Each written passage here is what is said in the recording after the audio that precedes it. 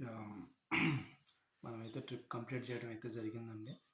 నేను మీకు ఆల్రెడీ చెప్పాను కదా! మేము ధర్మస్థలం ప్లస్ మురుడేశ్వరం అయితే వెళ్ళామని చెప్పాను కదా! ఆహ్, ధర్మస్థలం ఎలా వెళ్ళాలి? మీరెక్కడి నుంచి వెళ్లారు? ఎంత బడ్జెట్‌లో వెళ్లారు? ఎంత డిస్టెన్స్ ఉంది? ఎన్ని డేస్ స్టే చేశారు? రిటర్న్ ఎలా వచ్చారు?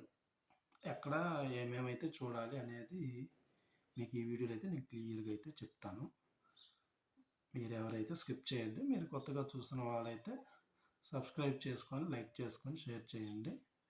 నేను మీకు అన్ని డీటెయిల్స్ అయితే చెప్తాను ఈ వీడియోలో.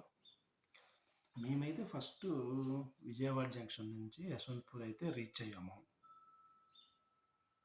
మనకి మామూలుగా అయితే మేమైతే సాటర్డే సాయంత్రం విజయవాడ జంక్షన్లో Tata Nagar to Yesvantpur junction super fast express అయితే ఎక్కాము. అంటే మేము సాటర్డే ఎక్కాము. అది సండే ఎర్లీ మార్నింగ్ 6:50కి రీచ్ అయింది. 6:50కి రీచ్ అయితే అతను రైల్వే అతను ప్లాట్ఫామ్ ఇవ్వలేదు. క్రాసింగ్ పెట్టాడు, ప్లాట్ఫామ్ అయితే ఇవ్వలేదు. తర్వాత 7:20కి అయితే రీచ్ అయింది యశ్వంతపూర్ జంక్షను. మళ్ళీ మేము అక్కడి నుంచి యశ్వంతపూర్ టు కబకపుత్తూరు వెళ్ళాలి.